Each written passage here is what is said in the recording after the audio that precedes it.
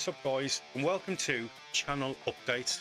Now this is a video I want to start making once a month to give you feedback as to where I am at and what I'm doing on the channel. Now my passion lies in trophies, the platinum trophies. We all know that we bring daily Overwatch videos, and that is just because I love the game so much, and I sort of want to bring that as well and show you, sort of my progression through the rank system as well as a solo player. And it also gives me the opportunity to give you daily videos, something to watch, whether it be 10-15 minutes, but it's just something that I enjoy doing as well. But don't worry, trophy and platinum trophies is where my passion is. So at the minute we're working on a few games, and as of now, November to December, I'm going to be working on my backlog, because some of these videos are different concepts that I've created this year, which I'm proud of, and I want to continue feet down on the ground running next year. I've also got a big challenge coming up next year with a big forfeit as well, and that's something I'm going to do a video closer or just after Christmas, so you can all be aware of what's going to happen as soon as we come back in January. But I also want to add some sort of topic question as well about platinum trophies, and that's so that we can get more comments, hopefully get more people in so they can discuss their favourite trophy, their favourite platinum video, their favourite game of all time. Just keep the conversation going, the flowing, and then we can hopefully get more people in that way. So the question or the topic I want to solve today is the Platinum Trophy Challenge that is crushing gamers. And what I mean by that is we do a challenge called the Platinum Achievers Challenge, which I'll go for games which are low rate completions, and we find out why. These are really difficult. I've only managed to get one out so far. I'm in the middle of 1 or 2 games at the minute, but they are so time consuming, they are difficult because there's no guides out there.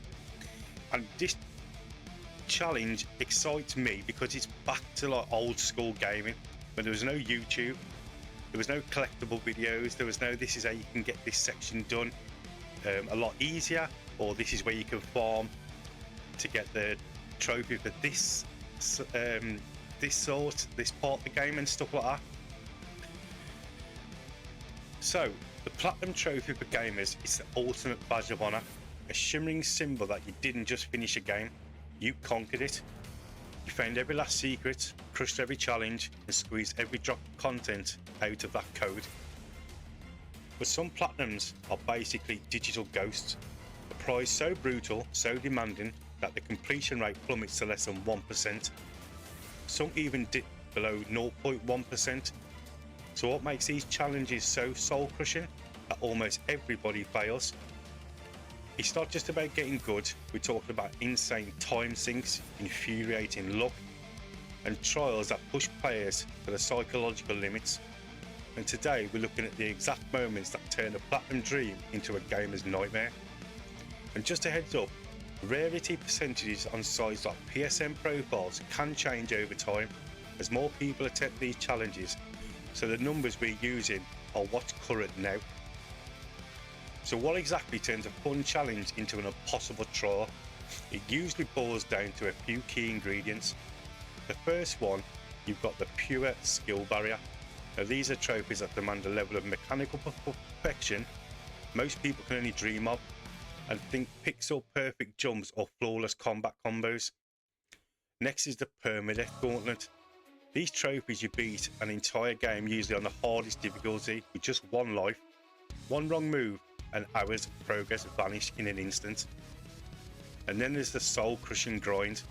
These don't always need god tier skills, but they demand hundreds, sometimes even thousands of hours of doing the same boring tasks over and over.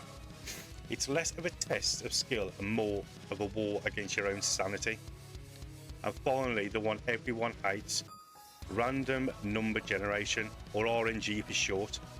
These trophies are all about pure luck. You could be the best player on the planet, but if the dice doesn't roll your way, you're never going to get that platinum. This is what separates a fun weekend challenge from a legendary trial, and our first game is a masterclass in combining almost all of them. So the first game I'm going to talk about is Crypt of the Necro Dancer. So on the surface, it's a killer indie game that mashes up rhythm mechanics with a roguelike dungeon crawler. But hiding beneath the pixelated charm is one of the most infamous platinums ever made, with a staggering 0.14% completion rate on PSN profiles. So to get this platinum, you have to beat the game with every character. That's simple. Meet the roster. There's a monk who dies if he so much as touches gold, in a game where gold drops on nearly everything. Then there's Aria.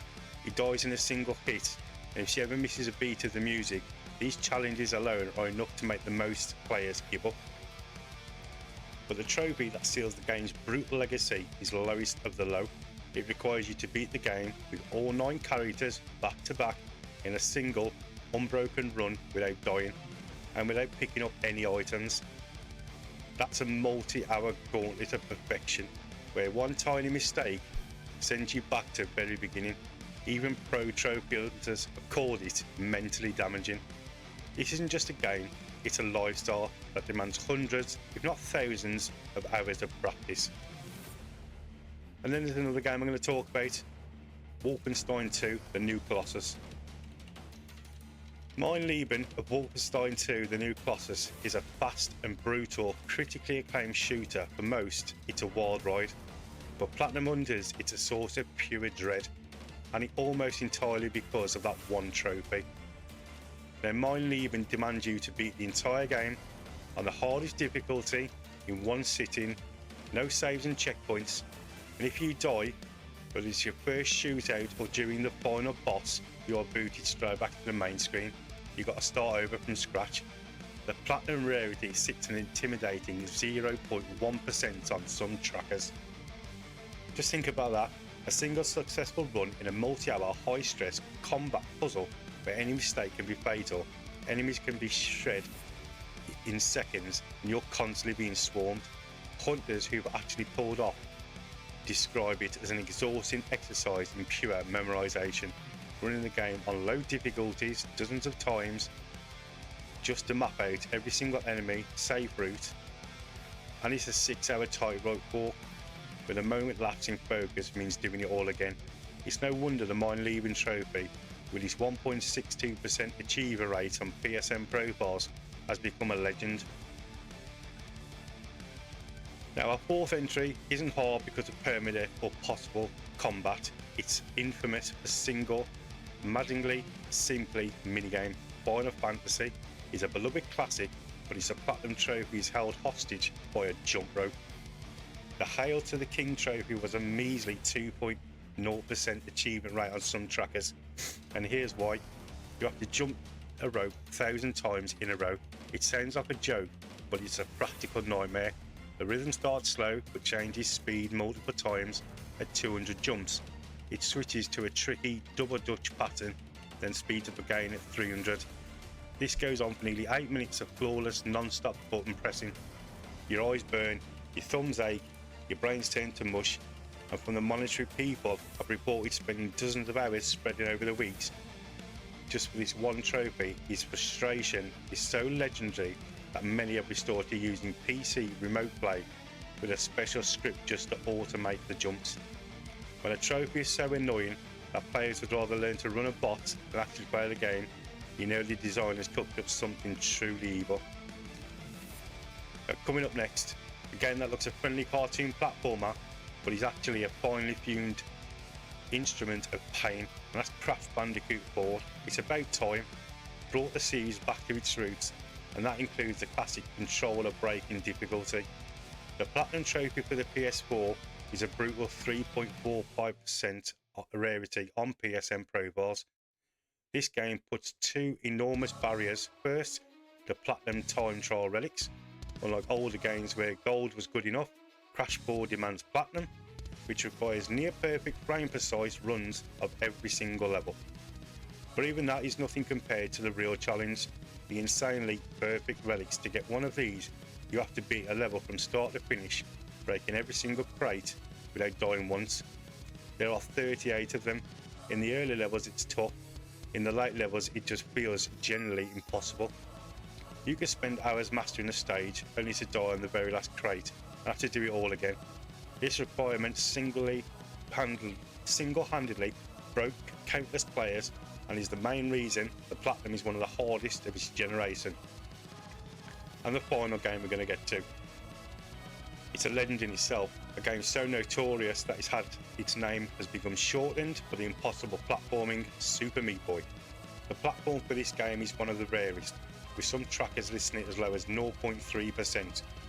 Super Meat Boy is built around one thing: precision platforming, where every single surface is trying to kill you. The Platinum requires you to do everything, but the most infamous trophies are the no-death runs. You have to beat every world, both light and dark, without dying. Let that sink in. You have to complete 20 levels in a row, packed with buzzsaws and lasers and bottomless pits in a single unbroken run. Die on level 19, and you're right back at level 1. It's a raw, unfiltered test of pure skill and muscle memory. There's no grind, no luck, just you against the level. The Impossible Boy Trophy, beating the final chapter's dark world without dying, is widely considered one of the hardest achievements in all of gaming.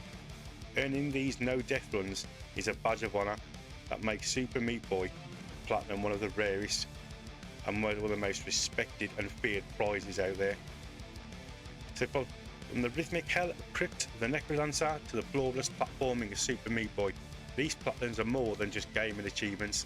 The monumentums to absurd dedication, patience and skill. They are designed to be exclusive, to be the Mount Everest of a gamer's journey, a challenge so immense that only a tiny fraction of a percent will ever succeed. These trophies push the limits of what a game can demand. They create legends, unite communities and hunters sharing strategies, and prove that even in a digital world, true mastery requires real sacrifice. But that's just a handful of titles. That's just a handful of titles that I've spoke about. What's the one Platinum trophy that broke your spirit? Or which one are you most proud of earning? Let me know in the comments. I read them all, and I'm always looking for my next nightmare challenge.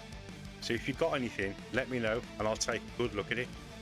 And if you enjoy exploring the most extreme corners of gaming culture, make sure to subscribe and ring that notification bell so you don't miss out what's next. I just want to say a big thank you to everybody that tunes in. Thank you for watching the videos, and like I said before, if you've got any games that you want me to look and have a try, stick it down in the comments. If you've got any questions, same again, and let me know what your favourite Platinum trophy is that you're really proud of getting, or one that you just turned around and said, I'm never going to get that, because I just haven't got the time to put it in. Once again guys, thank you all for being here. Don't forget to like and subscribe, and I'll catch you all in the next one.